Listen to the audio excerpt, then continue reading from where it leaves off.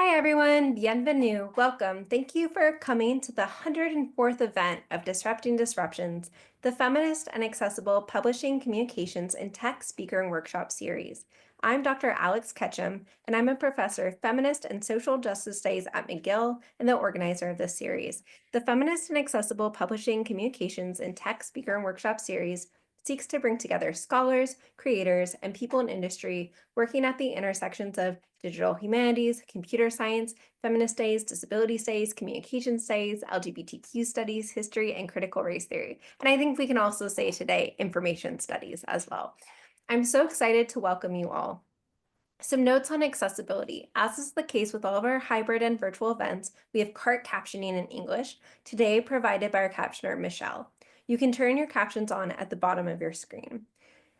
Today, we also have a Q&A option available, so throughout the event, you may type your questions into the question and answer box, so there will be some time during the second part of the event for our amazing speaker to answer them. We can't guarantee that every question will be answered, but we are grateful for the discussion that you generate. Michelle, sorry that I didn't put this in the introductions, but Dr. Brewster will also be sharing a tiny URL link, as well as we will put into the Q&A that it's also a script of the speech as well, if that is easier for folks to follow. So while today is our only planned event for this semester, please continue to follow our website and social media for announcements. You can find our full schedule, as well as video recordings of our past events at disruptingdisruptions.com. That's the redirect URL, disruptingdisruptions.com. The other URL is way too long to remember. You can also find our list of sponsors, including Shirk, Milieu, Recuf, and more. As we welcome you into our homes and our offices through Zoom, and you welcome us into yours, let us be mindful of space and place. As many of you know, past series speakers Suzanne Kite, Murphy, Jess McLean, Mel Hogan, and Sasha Lucioni have pointed to the physical and material impacts of the digital world. While many of the events this semester are virtual or hybrid, everything that we do is tied to the land and the space that we are on. We must always be mindful of the lands that the servers enabling our virtual events are on. Indigenous communities are disproportionately impacted by the mining practices used for the materials that are used to build our computers and digital infrastructure.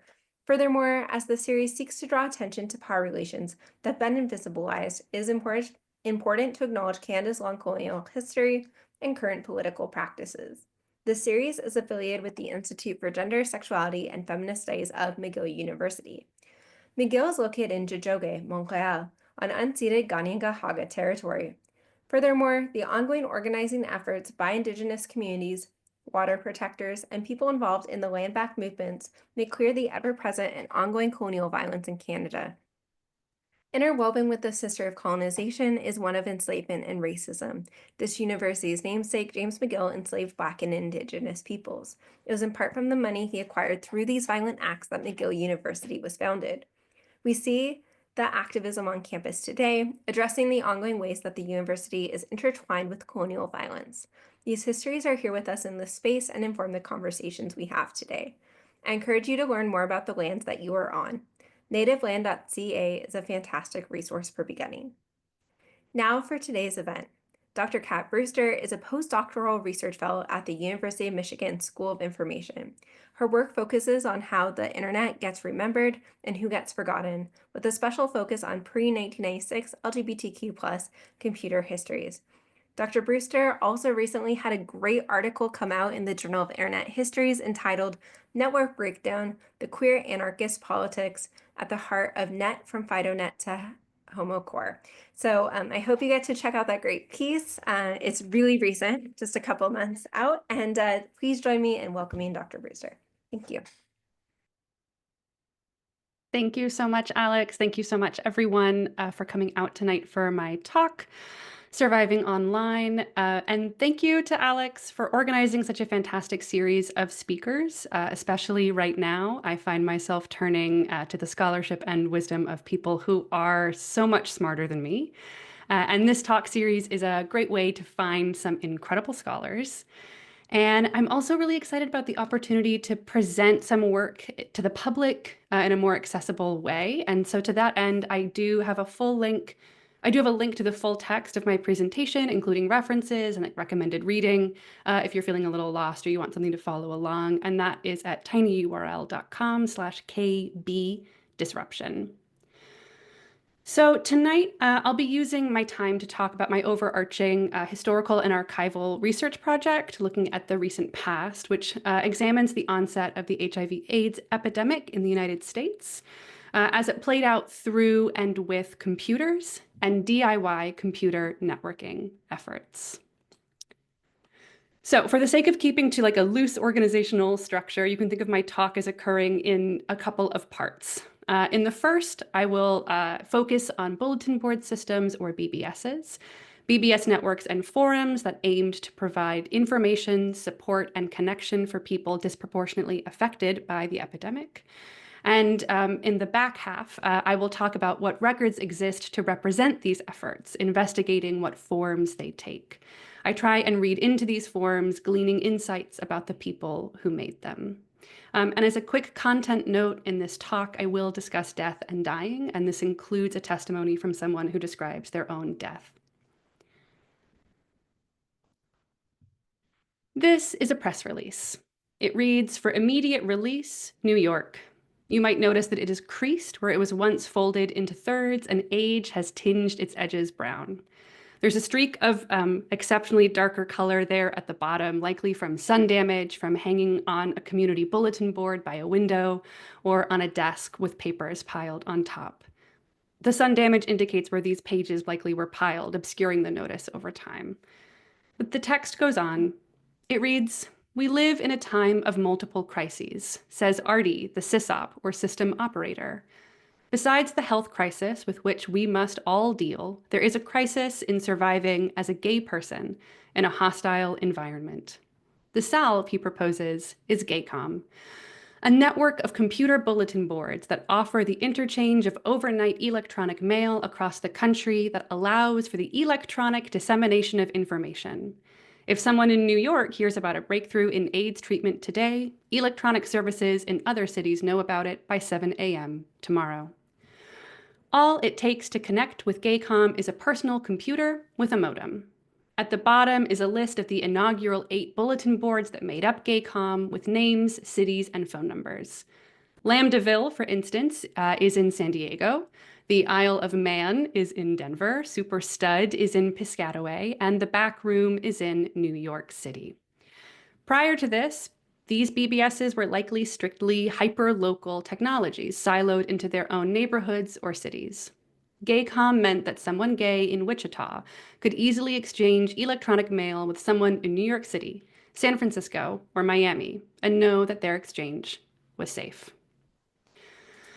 This press release from March of 1987 reveals a great deal about the intersections of gay culture and networked computing as the HIV/AIDS epidemic progressed in the United States.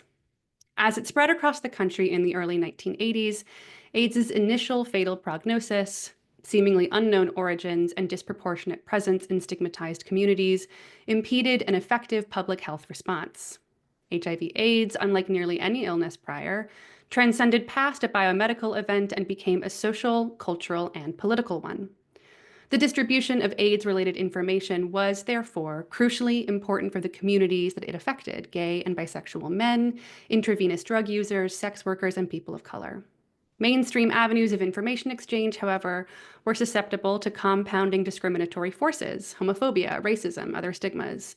And even as medical knowledge evolved, classist and racist political sentiment from the Reagan administration and virulently homophobic rhetoric catalyzed by a rising religious right proved obstructive. At the same time, however, a rise in access to communication technologies presented a wealth of opportunities for these otherwise disenfranchised communities, namely the networking capabilities of the personal computer made possible in its shift from a business or office device and into the home.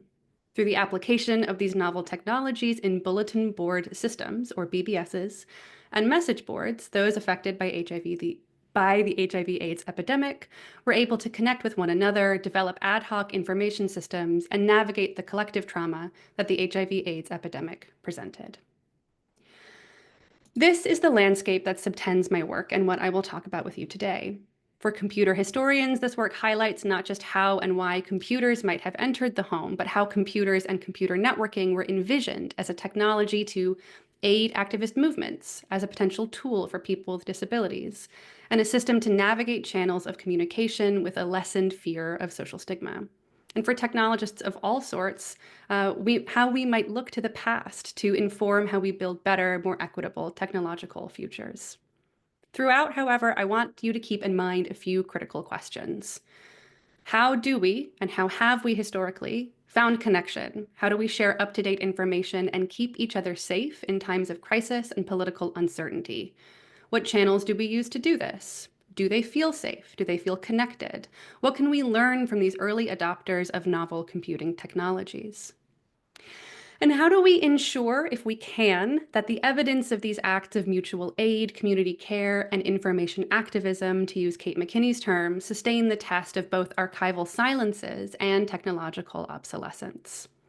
What happens when these two are intertwined? What happens when technological obsolescence doesn't just mean bricked hardware, but extends to include hostile platforms, insufficient content moderation guidelines that users pre-reject? What do we do with our digital presence before they become digital pasts, and how can we tend to those digital pasts that we, in turn, inherit? So, this is a still from a 1985 episode of the PBS television show and a personal favorite, The Computer Chronicles. Here, producer and host Stuart Chaffee says directly to the camera, "If you have one of these," and he gestures to the computer, "and you have one of these," and he picks up the receiver for the telephone, and then he says, "but you don't have one of these," and he picks up the modem and he shakes it, and he goes, "You're missing half the fun of owning a computer." And then throughout the 30 minutes that follows, he guides viewers through the world of bulletin board systems, or what he calls windows to the world. But what were these bulletin board systems? If I could, I would show you the whole 30-minute episode and we would all watch it together, but we can't. So I'm going to tell you how they worked. A BBS is a DIY computerized communication network that uses phone lines and modems. It is not the internet. It was and is a private proto-internet technology, and it worked by effectively using your phone to call someone else's computer. And then one computer would have a special software installed on theirs, and it would allow other users to connect to it directly. So you'd call in, and then you would hang your receiver on like this special hook while you like uploaded or downloaded some data. Maybe you would post a message, maybe you would read a message, and then you would hang up and disconnect. And then maybe later you would call them back and like log on to see if someone had written a response. And they were incredibly personal. They were privately owned, they were privately operated. And many BBS sysops likened the process to inviting someone into your home. People would keep their PCs like in closets and hear them whirring as people were logging on. And many BBSs were devoted to tech hobbyist interests. But as the backroom press release made clear, they also served as a central node to connect geographically dispersed community of LGBTQ plus people who were faced with a broad array of significant challenges, especially those that the HIV/AIDS epidemic would present. And you would often find the phone number for a BBS in a few different ways, by word of mouth, or more often like crammed into the back of a magazine with a name and a phone number and like not much else. You'd sort of have to like divine what the content of the board was, as with the example on the left. Sometimes these phone numbers were like tucked alongside the classifieds, as in this middle example from a 1989 issue of BLK magazine. And occasionally BBS lists would like circulate on other fora or on other BBSs, as with this example on the right from the early 90s. In many instances, you didn't have much to go on, and there was sort of a thrill to the anonymity and the intimacy of logging on to one of these boards.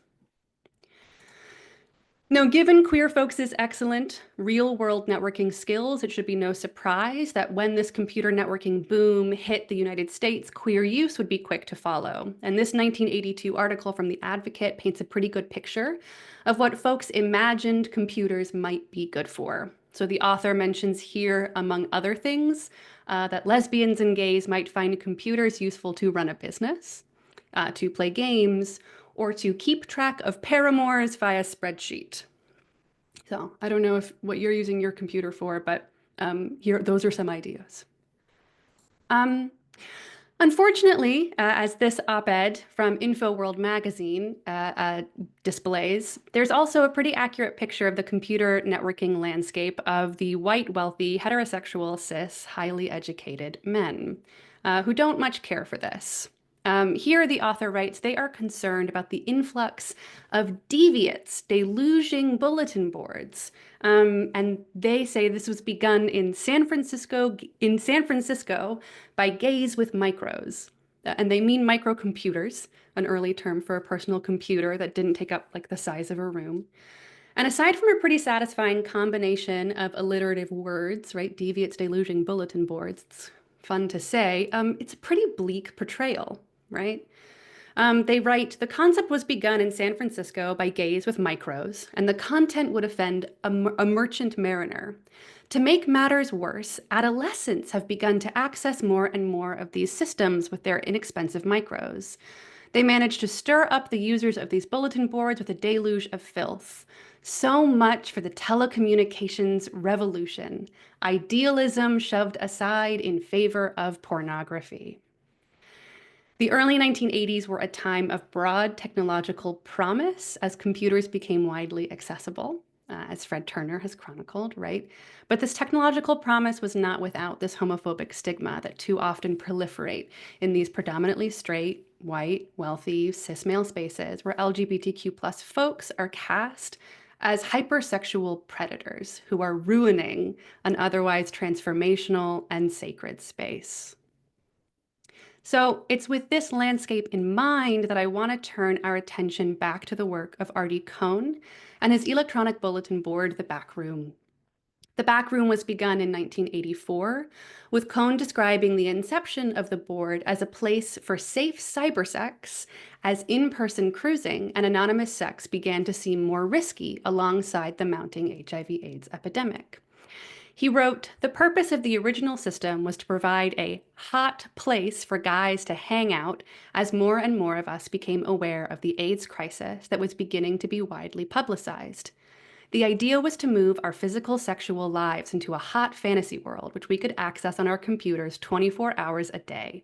During those initial months online, it was realized that the back room had to be much more than a computer sleaze board. Another disk drive, 130K, was added, and the groundwork for the system you see today was laid. So we see an ad for the board, complete with one of my favorite lines, call us with your computer, the landing page for the board in ASCII, as you might have seen it when you logged on, and there in the center is the press release for the board that I opened with. Now, Cohn consistently described wanting his board to be part of something bigger, and that something bigger was GayCom. And GayCom was this gay communications network for gay-related bulletin board systems across the country. It facilitated store and forward messaging so that a message could be sent automatically overnight. It was subscriber funded, although AIDS information was always free, and it linked these otherwise hyper-local BBSs to one another. It demonstrates this community-forward ethos. It focused on connection, and crucially, it ensured regular technological compatibility amongst all the nodes and boards, paying attention not just to the people, but to the technology itself and how those things intertwined. And to that end, oh yes, this is the slide about GayCom that I could have been focusing on before. But to that end, I want to focus in particular on one item from Cohn's book that appears in his handbook, which is this term liveware. And liveware is an ethos towards computing that Cohn, to my knowledge, coined in the handbook that he sent to subscribers. After describing the hardware and the software of his system, he describes the liveware. And he writes here, the back room is more than just some machines and programs. It's a collection of people, many of whom get together from time to time. Users have organized outings to the theater or to restaurants. There have been vacations to places as diverse as San Francisco and Venezuela. A small group of users meet every week at a local watering hole, and new members are always welcome. The back room organizes a large bash 5 times a year, and many users come from out of town to meet their electronic friends. And we see how Cohn describes what is important to the board's function, right? It's not just the computer, although that's important. It's not just the software, although that is important, but it's the people. And it's not even the people who strictly run the board either. It's the people who make up the board's user base, those who find one another, and not just on cyberspace, but in bars and in living rooms and in nights at the theater. It's not hard, it's not soft, it's alive. And I'm really compelled by this term, liveware, right? And I like to think about how it can be applied in other settings. Thinking, in short, about the people who maintain a network system and understand that they are equally as important as the hardware or software upon which it is run. But I also think it's vital to note that this critically comes from HIV/AIDS history, born of this conviviality during a mass death event. Liveware, as Marika Seafor has been quick to remind me, is made vital by its liveness. And networks, as media scholar Wendy Chun writes, are alive. They live many lives, surviving and thriving through these cycles of obsolescence and renewal. They require maintenance, updating, repair, and crucially, care in the time of AIDS. As the AIDS epidemic spread, the distribution of information and maintaining community connection became crucially important. Yes. So this attention to maintenance, updating, repair, care, and liveness of liveware, I would like to take some time to tell you about a few of the boards of GayCom and to give you a real sense of this vibrant, breathing, living thing. So I'll focus on a few boards from GayCom, and then I'll close out this section talking about the board Survivors, which was home to an HIV/AIDS support group. So this is a map of GayCom boards. There were roughly 16 boards affiliated with GayCom at any one time once it was established, but this went up to about 37 boards by 1993, which is a pretty substantial amount for this time. And they were run by a patchwork of lesbian and gay sysops, each of whom reflected diverse needs for connection amongst queer folks across the country. And I think I'm excluding a couple more that were in Canada. I'm so sorry to the Canadians. And there's one in Sweden that's not pictured here. And my apologies to our Swedish viewers. But let me give you a glimpse of 5 of these boards. So one board on GayCom included Utopian Quest on the left here, run out of New York City by a bisexual woman named Jerry Bloom, who was a prominent figure in the BDSM scene. And the board was focused on leather and complemented a BDSM magazine that she distributed with her partner via their independent press Utopian Network. And here I am struck by this post advocating for the use of condoms to prevent the spread of AIDS, originating on Bloom's board, written by another member of the GayCom network, and then proliferating elsewhere. And I think this does a really good job of demonstrating how information moved about in these spaces, very much a thing of connection. GayCom also connected Lambda Zone, run by Toby Schneider, a Chicago area trans man and lesbian rights activist, who was repeatedly arrested for sit-ins at the Chicago County Clerk's office, demanding a marriage license. And Schneider ran a few BBSs before starting an internet service provider in the 1990s. And later you'll see a post from Toby on another GayCom node, which is reinforcing the way that these people all spoke to one another. Now, while I am often able to successfully find sysops in this research, in many instances I run into an obituary instead, as seen here for Richard Epsom Knowles and Bob Keximeti.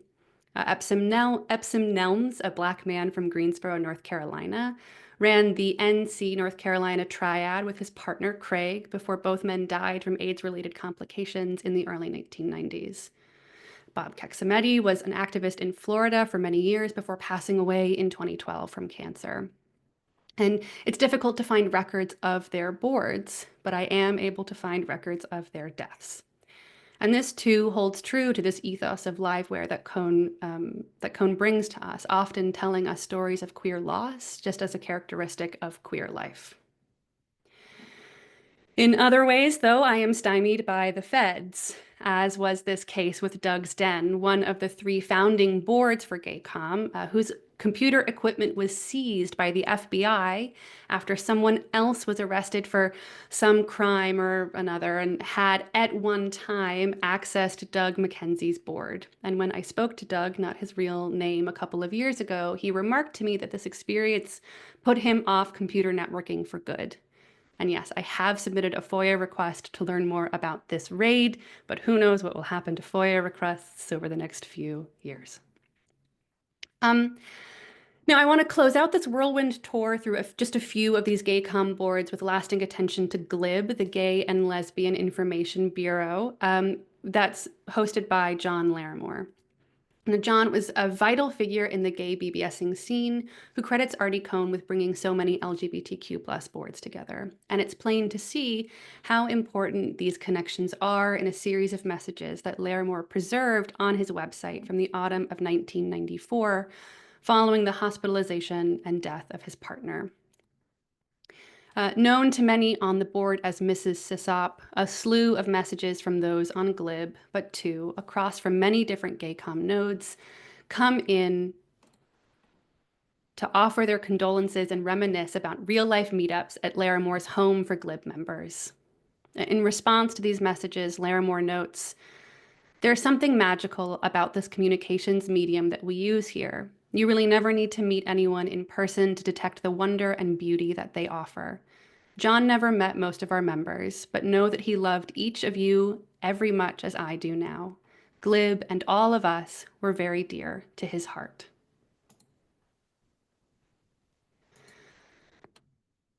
Artie Cohn passed away in 1991 from AIDS-related conditions, and the maintenance of gay-com fell to a handful of others before eventually disintegrating in the mid-1990s alongside the rise of the proper internet. In this very brief visit to so many of the boards that he connected, I want to re-emphasize the importance of the people, pictured here on a giant computer float at a Liberation Day parade, who made up this system, and how important they were, rather than the computers or the BBS software, or the modems or the phone lines. But like, this is what this concept and this connection and this liveware offers.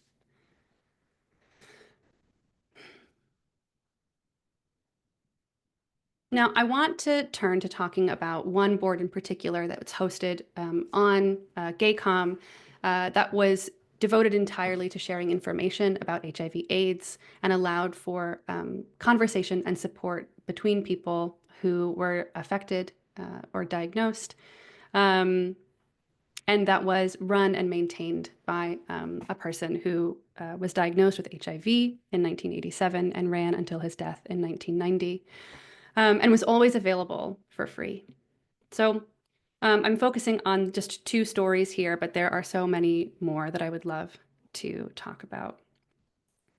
So on April 16th, 1987, Artie Cohn's friend David Chernow, or Upper West Sider as he was known online, was diagnosed with AIDS. By that time, over 50,000 people had been diagnosed, and the next 50,000 would be reported over the next 2 years. It would become the 15th leading cause of death by 1990, and in keeping with this, AIDS was not a diagnosis which entirely surprised Chernow. After all, he had been told that he was HIV positive months earlier, and he had already surrounded himself with a network of people who were also seropositive, both online and off. Chernow was active with his local chapter of a New York-based gay men's health crisis, GMHC, but he also moderated a BBS dedicated to AIDS discussion called Survivors. And Chernow ran Survivors, actively moderating, responding to, and anonymizing posts from his HIV diagnosis in 1987 until his eventual death from an AIDS-related condition in the summer of 1990. Following his own diagnosis, he logged onto his board and he wrote, "3 days ago, I found out that I have AIDS. After a radioactive gallium scan and after a lung tissue biopsy by bronchoscopy, they found my opportunistic infection to be lymphocytic interstitial pneumonia, LIP. That's the one that babies get and die quickly of because they can't breathe. It's like PCP. There are fewer than half a dozen adults in this city with this, and I had to do a lengthy database search through Kane and through Medline to find the literature on this one. After an all-night computer search, I found that Bethesda knows about it. The better literature on it has been published in France, of course, but for the past 6 months since I knew I tested positive, I was working with a statistical probability. But now I'm in a different ballpark, and it's hardball." And here we see Chernow's many uses for his computer, one right after another, researching his infection, obtaining research literature from France, and being able to safely share his story with others. A number of other users write in with well wishes, and Artie Cohn reaches out to suggest that the two get lunch. When one user asks whether, related to his new diagnosis, Chernow is an activist, he writes back, "I think you are right to ask about my activism. I think that's part of becoming a survivor. My answer is this electronic board. I hope you respect my expression." Now, Chernow's activism on the board did take many forms: significant community care in his moderation, organization of resources, and meticulously transcribing interviews, news articles, and book summaries for those who subscribe to the board itself or its emailed echoes. When another board member writes that they are having difficulty determining whether or not to pay the $75 subscription fee to San Francisco General Hospital AIDS info database, plus charges for any downloads, they note, Chernow writes back that he understands, saying, "I feel more secure having a database in my pocket."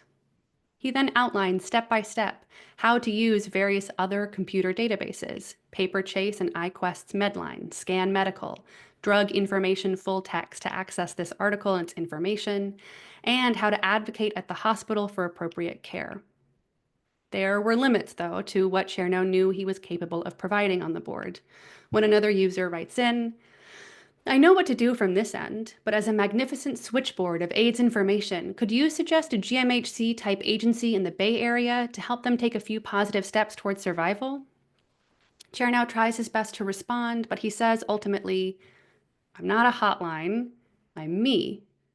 And his response highlights this ongoing, complicated relationship that he would have with survivors as an explicit activist practice, and the ways in which the board and Chernow's identity would become intertwined. As Chernow's life was fragmented by AIDS, so too was the board. In the spring of 1990, Chernow was admitted to the hospital, and the survivors board goes quiet.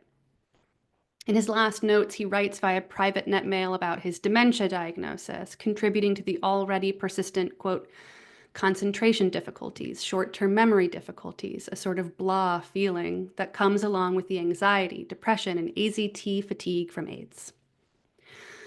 As Chernow's functionality and organizational capacity begins to falter from his dementia, so too does his ability to tend to the incoming posts for survivors. Without Chernow to manually approve the posts, they pile up in his inbox.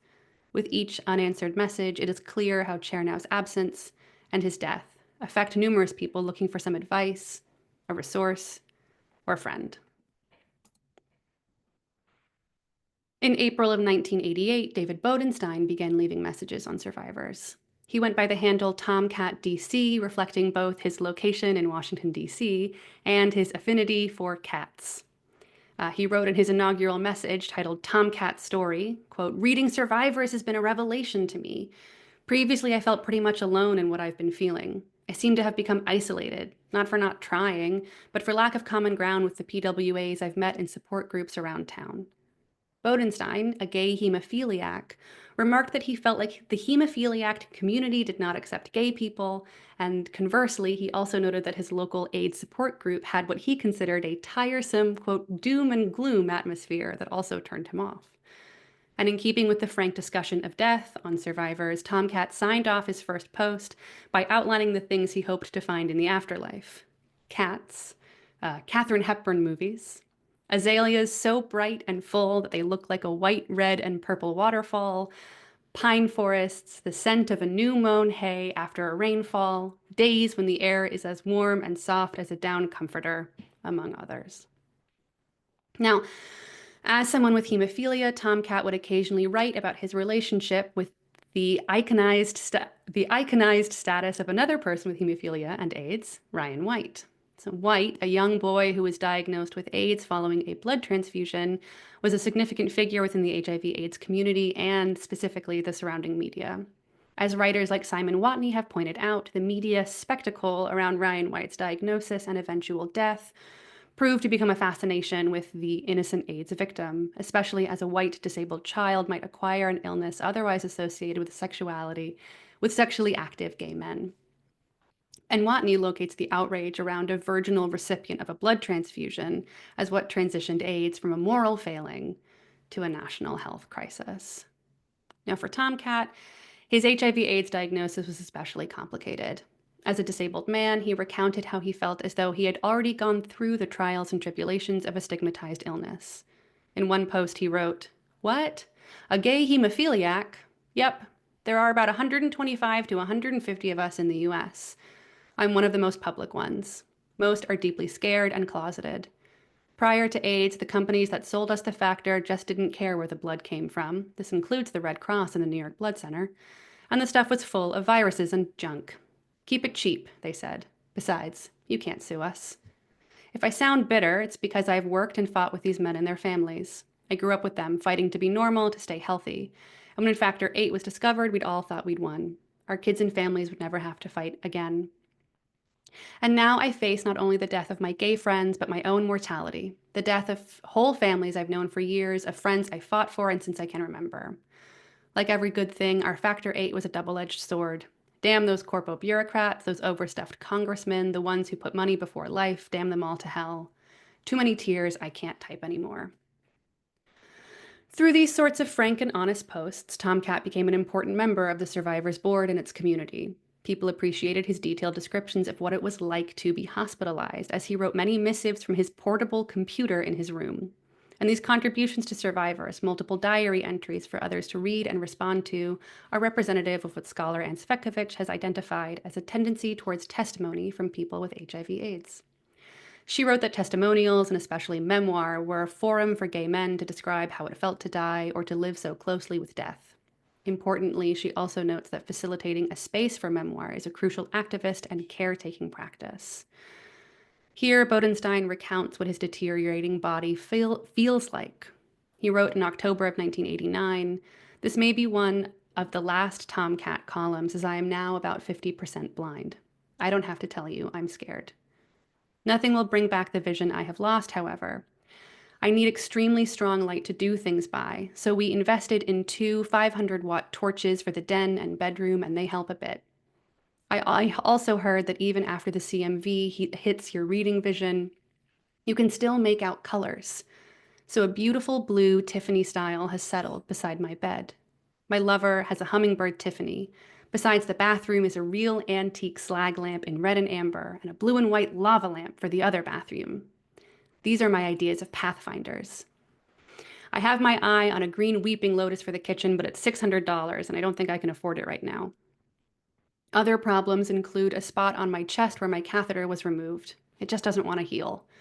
It's inclined to spurt blood in the early morning, interrupting the best sleep of the day, making a mess, and taking a pint of blood into my clothes. As you can figure, things are not at all wonderful here. They tell me I'm end stage, waiting for that final illness. I'll write as often and as long as I can, and even when my eyes are gone for good, my thoughts will be with the survivors." These delicate, intimate moments in Tomcat's illness find a space on Survivors. That Tomcat is going blind as a result of an AIDS-related condition is only part of his story. That he gives attention to antique lamps as object of care, his pathfinders, interwoven with and related to his blindness itself. Tomcat makes clear when he writes, "I don't have to tell you I'm scared shitless," that he is afraid of going blind. Because at this point, Tomcat had been writing on Survivors nearly weekly. Excuse me. He'd met up with members outside the board in real life and counted its many frequent writers as his friends. That he is able to write about his fear in the same breath as his medications and dearly his lamps is this very particular kind of intimacy, one which presupposes that others will understand how they are connected. The lamps, then, go seamlessly into describing a leftover wound from a removed catheter, spurting blood which his lover cleans up. When I consider the relationship between HIV/AIDS and computer networking, it seems impossible to exclude these moments. I think of Cvetkovic again, that this post from Tomcat is part of what she identifies as the strange intimacies that AIDS produces, when an individual with AIDS welcomes friends into a private space for care. Tomcat's antique lamps are pathfinders, yes, but so too is the survivor's BBS and his computer. Even when his eyes are gone for good and he can no longer materially contribute to the board, he makes sure to note that his thoughts will be with the survivors. The Survivors Board was, in this example and others, a deeply meaningful participatory effort that was critical to his care. He was visibly disabled there. That is what made the network work. If he could not be himself there, ill, scared, but full of love for his friends and next to a Tiffany-style lamp, where could he be? Tomcat passed away on the 18th of March, 1990, and he did not chronicle his last stay in the hospital as he had done for so long for the board, as his progressive blindness made it difficult to use his computer. He was in touch with another local sysop, John Larimore of Glib, and when Tomcat passed away, Chair Now too was in hospital. Although many messages were submitted to the board to report on Tomcat's death, the news echoed out to other boards slowly. Chair Now posts to survivors about Tomcat's death a month after the fact. And in a way, these delayed posts replay Tomcat's death, dying again online. And to commemorate his passing, Chair Now reposts many of Tomcat's first contributions, and these disjointed temporal experiences reinforce many theories of AIDS time, where the illness reorients perspectives, priorities, and expectations of time. Now, as I close out this section on survivors and bring my talk to a close as a whole, I'd like to move to discuss the material afterlives of digital networks with this question of materiality. Chair Now notes in a post here from November of 1988 that he considers the Survivors Board to serve as his own quilt panel. And based on my own search, he stayed true to his word. Chair Now has no panel on the AIDS quilt. It was this board. But given Chair Now's request, it is hard not to see the striking parallels. The AIDS quilt tours internationally. It is the largest folk art project to date. It is a behemoth of a material memorial to all of those who died of AIDS. But for Chair Now, all we have is this: sheets and sheets of paper tucked away in an archive that only persist because he thought to print it out. And an archivist saw fit to keep it time and time again. You will not find these pages readily online or on the Internet Archive or what have you, and it's a sobering reminder that the internet, the net, is not forever. It is for now. Catherine Knight Steele and Michelle Caswell encourage us to investigate these absences in archives as distinct presences. Earlier today, as I was compiling the archival news roundup that I do for the Journal of Cinema and Media Studies, I included a link to a story about the Biden administration's formal apology to the Indigenous people of America. And when I went to click on the link, I was greeted by this 404 message. More fool I for expecting it to be there, as the evidence had already been scrubbed. While the Internet Archive already did their due diligence in snagging a snapshot of these remarks, I know that there are numerous silos and offshoots of digital life that are nowhere near as visible. That's why I want to close with these lasting questions, something I think is implicit throughout the work, but that it is vital to make clear. The net is not an archive. It is hardly a collection. And as people shifted away from BBSs and moved to the internet, BBSs almost all but disappeared. Their sysops deleted content to make room on their hard drives, and a number of the people posting or running AIDS boards simply died. They did not get to see the rise of AOL, the advent of ubiquitous Wi-Fi, or laptop storage devices that could eat their PCs for lunch. So I'd like to leave you with these lasting questions, and maybe we can unpack them together in our Q&A. But I want to know, what are you doing with your own digital archive? How are you maintaining your own multi-format digital life? Did you download your Twitter archive before you got out of Dodge? How will you inherit these digital pasts of queer life? And how might you use them to imagine diverse digital futures where people and community are put first? Thank you so much. Thank you so much for that amazing presentation. Thank you for touching on so many different aspects of your work in this presentation. We already have 2 questions in the Q&A box. I just want to remind folks that the full remarks are also available at the tiny URL.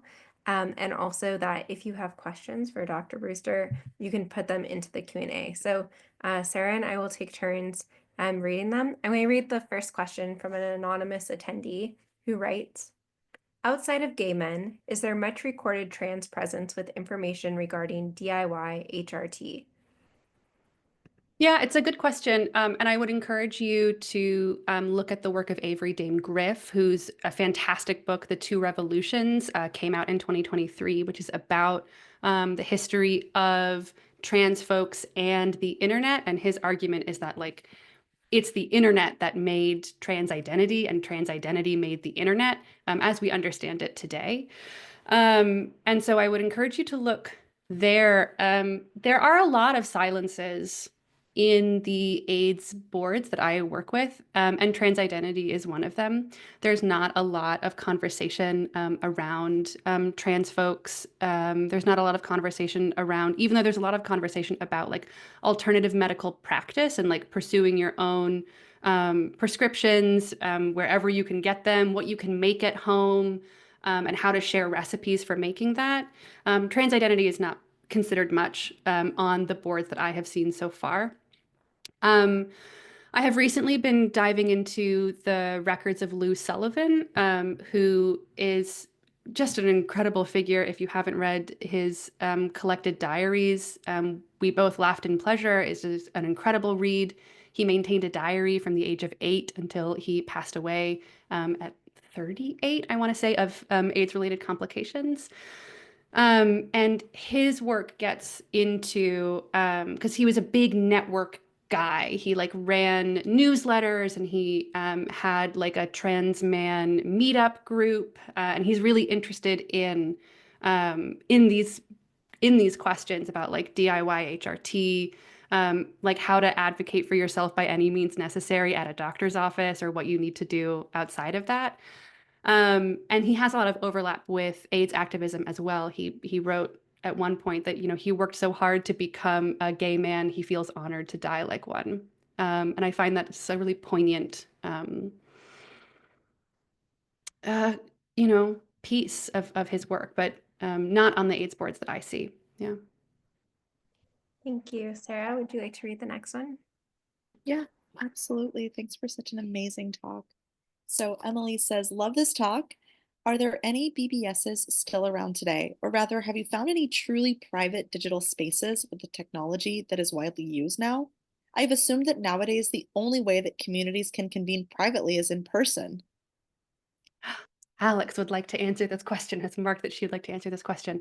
I'll pitch in a little bit, which is that yes, BBSs are still around today. You can still make a BBS. There's a really vibrant group of people who are trying to like revive BBS practice. And there are ways of connecting from one PC to another that are safeguarded to a degree. I mean, torrenting is one example of this. And there's also a group, there's been a lot of conversation around like federated spaces as a sort of resurgence of the idea of BBSs as these like privately owned and operated entities, but like Mastodon is still hosted on Mastodon, right? It's not its own thing of like one computer to another. There are some great efforts from this group that's called Scuttlebutt that I also encourage you to look at that have been doing really interesting work about how to reject even like platformed federated spaces and really connect like from computer to computer. So you don't just have to convene privately and in person. You can connect from computer to computer. The real problem that we get into are these questions of scale and technical feasibility at scale, and like the kind of fidelity that we might expect of like the contemporary internet from computer to computer. We sort of get some loss there. But as far as text communication goes, you could absolutely do it. Yeah. Alex, what do you have? Oh no, I literally just when I click that, it's so that the people in the meeting can see the question and that it's about to be answered. I wasn't Oh. saying that I am. I'm just marking that's where Oh, we are in the list. because I was So, really excited. I was like, oh my God, Alex, what have no, you I'm seen? sorry. Okay. No. No, your answer is fantastic. I'll read the next one from an anonymous attendee, who writes, "How are you protecting your digital archive from those who might use it to do harm?" I like to keep many copies of my digital records, and I try and my 2025 goal is to reject as many cloud-based properties as possible that are especially turning to like AI supported slop. So, you know, I have here, I've got one of 2 hard drives that I have that I'm ferrying my hard drives back from class to class. But of course, I think really there are two different kinds of harm that I want to think about here. The first is like harm by other actors, and then the other is harm by like technological obsolescence and the grief that we feel when we go looking for something digital that we no longer have anymore. And I think that second is easier to combat because you might be able to just go, okay, I'm going to collect all my photos, I'm going to collect all of my emails, whatever it may be, download all my stuff from Facebook, Twitter, and like get it offline and give it and put it somewhere tangible that like I can access. Hard drives, if they are not run, and this isn't necessarily true of SSDs, but it's definitely true of hard drives, you have to run them like once every 5 to 7 years, or else they will degrade. And this is true of like so many different kinds of like stable storage, is that they're not really stable. They have to like be running in order to be maintained. And I would encourage folks to look into like at home digital archiving practices that you can do to maintain like your own local and hard copies of things. How do we protect our digital archives from others who might do harm and like other actors? I think rejecting the idea that web archives are data is one of them. I've seen a lot of this turn to viewing the Internet Archive and like the internet as an archive, as like something to scrape and like create new things with, has been really harrowing. Um, and I think I mean, I could talk about this for ages, and I do, and I try. But I think the first thing I would do is reject that and exit any tech digital system that wants to keep my stuff in perpetuity. And that's where I would start. But I could talk about this for ages. Email me, we'll talk about it. Thanks. Sarah, do you want to? Yep, absolutely. So Jason asks or says, appreciate the personal stories of the site of the sysops and users of these places. Are there relatively offline or obscure archives I can pursue with my scanners? Thank you, Jason. I'm just imagining you running after some of these places with your like handheld scanners and going like, "Let me at them." Jason Scott with the Internet Archive. Yeah, I mean, frankly, this project began because I assumed I could find everything I would need for telling the history of gay life on the internet already. And that was really stupid of me. I had an assignment in a grad class that said, you have to go to a physical archive. And I was like, not me. I researched the internet and everything's on the internet. And I was so wrong. I was so stupid. And I rocked up to the archive and I said, hey, I know you're not going to have anything, but do you have anything about the internet? And they like plopped. So first of all, of course, shout out to archivists who are doing this work all the time of like reassessing and maintaining work constantly. And she plopped it right in front of me and I said, "Oh, uh-oh." And I ate my humble pie and I almost said like, I can't do this work. This is too much. It's too meaningful. And frankly, what I have found is that, yeah, you have to go physically to the archives and you have to sit in them and you have to figure out what people printed out and tried to maintain. So the Chernow records are maintained at two different archives, one in Los Angeles at the One Archives and one at the Gay Center in New York. And I sat there for days and days and days in the feverish, like photographing haze, trying to be sure that those records would be usable. And there are so many other records that are like this. So, I mean, I would just recommend thinking about who has access to like a stable internet life and who doesn't, and what is being kept out of archives that we might assume that all stories are being told in. And so, I would encourage, Michelle Caswell does incredible work with the South Asian Digital Archive and thinking about new ways to complicate what is an archive, what is a collection, whose stories are being told, how do we view an absence as a presence in the same way. So the Gay Center, go there. The One Archives, go there. The Leather Archives, go there. I went to the Tom of Finland Archives in Los Angeles, go there. The Lesbian Archives, the June Mazer Archives, they don't know how to like sustainably implement scanning into their practice or like sustainably implement digital archiving as we might understand it in like bigger institutions.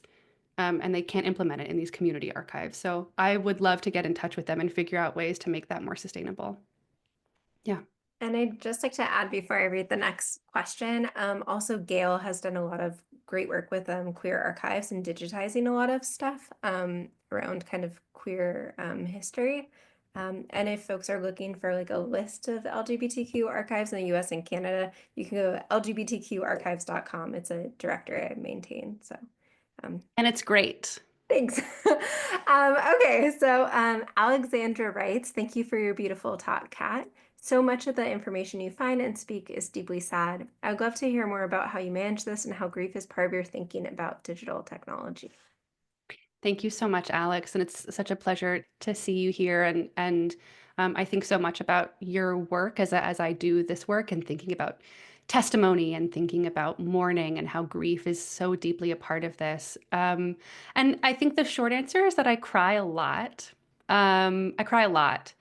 And I think holding space for that is incredibly important, yes, but also carrying through and doing it anyway. And I think almost as a defense mechanism, I find these like moments of overlap and connection between me and the people whose testimonies I'm reading. I remember at one point, David Chernow, he writes, if I have one bit of advice for you, it's this: cry. And I was like, message received, sir. Absolutely. I'm going to keep crying. Um, and I learned that David Bodenstein, Tomcat DC, he dies in the hospital where I would be born 6 months later. And finding these kinds of moments of connection, of like stealing little bits of intimacy with people that I have never met, um, makes the work more bearable, and also allowing it to be deeply sad. And I think holding that as part of this method as well is really important to me. So in the social sciences, we often deal with like large bodies of data, big corpuses of data, and people are often encouraged to like code them and like run them through like sentiment analysis or like control F for things or like piece and pull everything apart. And I try as much as possible to resist that in my own method as well, and to work really slowly and to work by hand, and to try and touch the work as much as possible. And I think maintaining that like materiality and that connection is really important, and thinking about like the aura of a work in a sort of like Benjaminian sense that like really is there, and that I think we can think we lack in digital space because it's so frictionless. But I think finding these moments of connection prove that it is there. Um, but thank you, Alex, for that question. Thank you. Sarah, did you want to? Absolutely. Such a good question. An anonymous attendee asks, for someone who is just starting a digital archive and who has read no literature about it, are there any resources you would suggest on how to get started? Thank you. On how to get started for like your own practical efforts, I think there's nothing wrong with like WikiHow, how to start my own digital archive. I also I it's tough. It's such a good question, and it's a difficult one. I think because of the word archive, it can be really difficult to like separate the institution of the archive from like wanting to start a collection. So I think starting with like some intentionality about what you want your project to be will help guide you into the sort of project that you want to create. Like I think, for instance, about Avery Dame Griff's Queer Digital History Project, which does not call itself an archive, and like that's on purpose because it's a history project. And I think that's a helpful way to like think about whether or not what you're doing is an archive that has like a life cycle of data, and you have like consistent linked metadata, and you have, all of these things that would be required of maintaining something in perpetuity. Or do you want to start a collection, right? This is a curated collection of things I really like that I'm going to write about and I want to have. I think that's so valid and important. Or do you want to have like a history project like Avery has, right? Where you're like magpieing all these things and making useful resources for people. Or do you want to, like Jason Scott is doing, where you're just like scanning things as much as possible so that everybody has access to them, and it's an access. I mean, I think the Internet Archive is an access project, right? And I think that helps to figure out what it is that you want to do, but I think it also helps to re-emphasize that we need multimodal formats of how we tell digital histories. I have my students like draw maps of what their internet feels like to them, and I think that's very vital as well. So unfortunately, I sort of have like a non-answer rather than like a practical, like here's a how-to guide from the Library of Congress. But I wouldn't be an academic if I didn't have like, oh, my answer to your question isn't really an answer, it's more of a comment. But I hope that helps in a way. Amazing. So I want to encourage people to continue to write questions because we still have up to like around 15 more minutes or so. While you're writing questions, I also have one of my own. So it has to do with David Charnow, Upper West Sider. So in the 1987 like post you have, he mentions Kane. And like Kane, for folks who don't know, had a subscription cost. It was in like database around AIDS information. And like, you also talked about the other post he had on the San Francisco AIDS database and the cost. Um, how often, because we see later on critical paths, BBS is like trying to share a lot of information to make it cost free around AIDS information. But I'm wondering for like prior to critical path, how many of these BBSs you've seen have been trying to like get the information from the database and have like one or two people that are kind of like broadcasting it outward to folks who wouldn't have information to that database?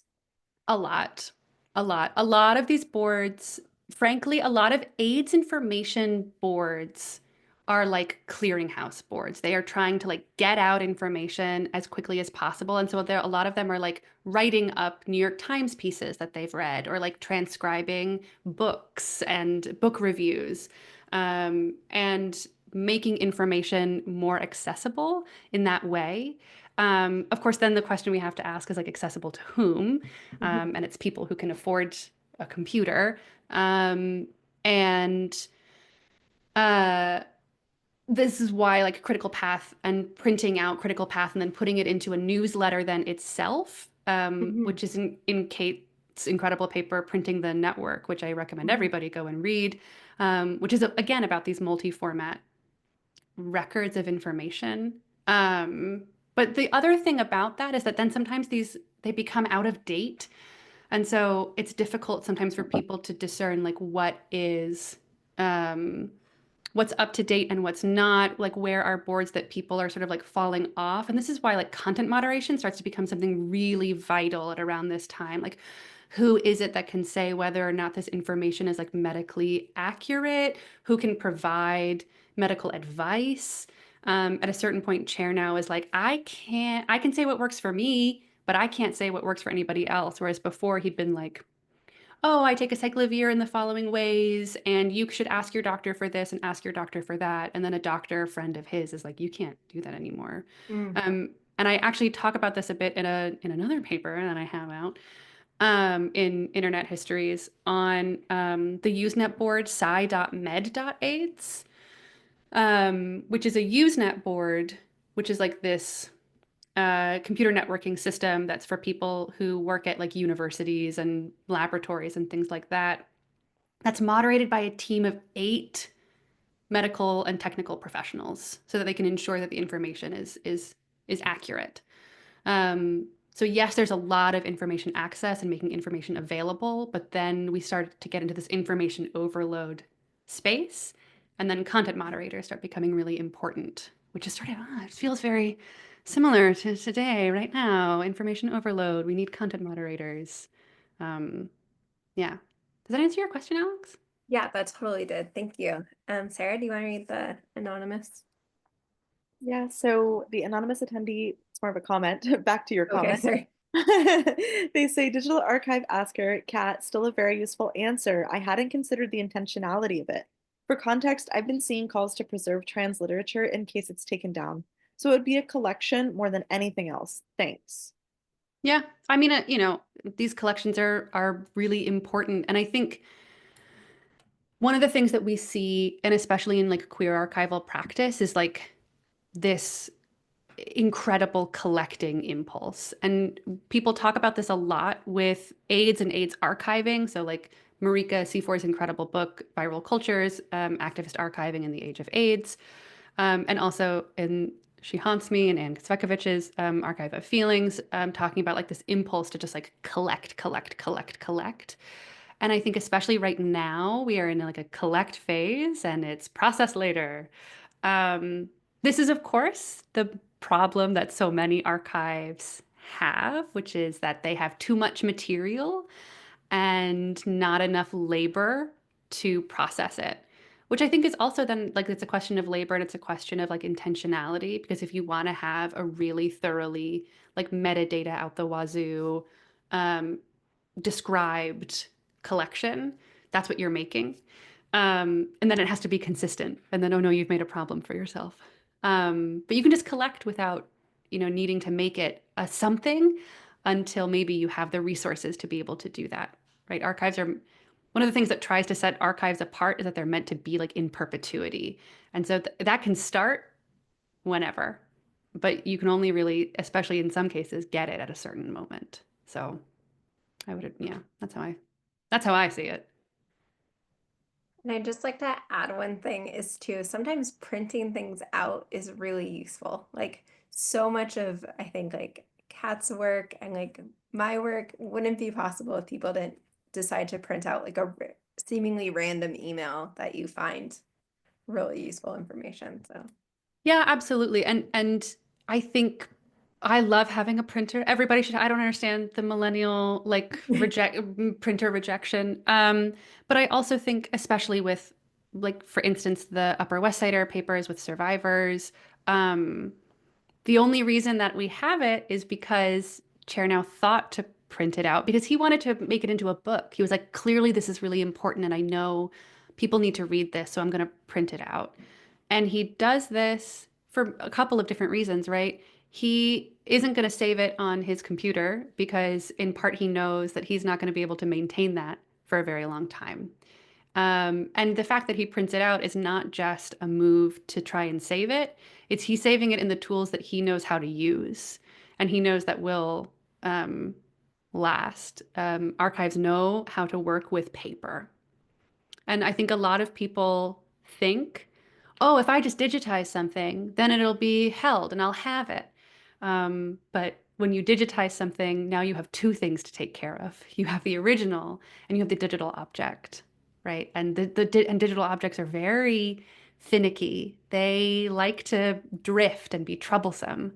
And so sometimes, like, this is my, like, just right here, I have my printed out copy. This is a list of like AIDS BBSs, and I have my notes on the side here. Um, and this is just so much easier than like an Obsidian spreadsheet, although I do have one of those. Um, I love paper. Don't take it away from me. amazing. Thank you. Does anyone else have another question? Also, Sarah, if you have a question, but for folks, if you have a burning question, just so we're kind of mindful if someone's typing it, can you just like write Q into the Q&A so we know like we're awaiting your question? Sarah, I'm not trying to put you on the spot. Yeah, no, not at all. This was an amazing talk, and I have so many things that I wanted to ask. But in particular, I know with archives, one thing that we talk about a lot is just like the voices that aren't there and kind of like reading against the grain. And the voices that you were able to identify and pull out are really special. But I was just curious if there were any voices that you hoped to find or wanted to find that you couldn't quite tease out, or you saw a little bit of something here that you couldn't quite grasp onto. And yeah, what do we do in those instances where those voices kind of get a little bit lost? Yeah, absolutely. So, and I focus in particular on like three white Jewish men who live in New York City, right? So there are a lot of voices who are not in there. And there are other stories that are on survivors and that are in the back room that come from, I mean, just in one instance, there's a story from a lesbian who lives in New York City who writes a series of posts about what it's like to take, she has a GMHC buddy, who she takes care of, that she brings with his lover to go and see the AIDS quilt in DC when it's like unveiled. And it's this whole series of posts, and it's really moving. And and there are women who write into the board and lesbians who write in. They're very few and far between, right? I think it can be difficult to find people who are writing in and then say explicitly their identity, especially at a time when there's this sort of overarching sense that like computer networking will remove identity and it will instead become this place of like meritocracy and only your ideas will matter. And of course, I mean, as we see here, like that's not true. Like there are a lot of people here who are writing who are like, I'm gay, I'm disabled, or I'm gay, I have AIDS, or, whatever it may be. And those are deeply political identities that are important to the way that they talk. And as Lisa Nakamura writes in Cybertypes, the internet is not a white space. It's where race happens all the time. And this is a story a lot about white men who are very visible victims of AIDS. And I say that in like a really particular way to talk about like how it's framed in this story of AIDS history at a really particular time for people who have access to computers, right? And so I have over the past 6 months, 8 months, longer than that, but like with a more pointed focus right now, have been looking to find where Black folks are talking about AIDS in a networked way that relates to computers or like is involved with computing at this time, or is involved in typesetting. Like it's been really difficult to try and find spaces where AIDS is not just talked about, but where AIDS is happening to people, on what remains from like the archives that I'm able to get to. But I've been reading a lot of like BLK magazine and like trying to find the legacies in like soc.african.american, which is a board that starts and like continues to silo out because people show up to harass folks who are there. So then it's like alt.african.american.issues and like people who are trying to constantly guard their spaces and they can't be vulnerable in the way that AIDS testimony might require them to be or want them to be. And so, these are the absences that still exist in an archive, in a collection of records, in evidence of a story that already is silenced, right? And it emphasizes the story of AIDS as something that happens to like white gay men. And of course, those are the people who have computers and are like in New York City in these urban centers. But so many other people are involved in this story. And so that is where a lot of my work is focusing right now. And I'm always ready to hear from people who have stories, leads, testimony about that. Amazing. Thank you so much. Thank you so much, Kat, for your amazing presentation. I just want to highlight that 3 of the folks that Kat mentioned are past speakers in this series, so you can watch recordings of their videos on our website, disruptingdisruptions.com. So that's Marika Seafor, Avery Dame Griff, and Kate McKinney, as well as we've had 104 events, and most of the videos are online. So please check them out. I want to thank you again so much for being here. Thank you to our amazing audience. Thank you for all those questions and your engagement. Thank you, Michelle, for doing the captions, Sarah for running the webinar, and Kat for your great presentation. Yeah, so hopefully we have more events coming up in the future, TBD. But yeah, and thank you all for joining us this evening. I hope you have a great night.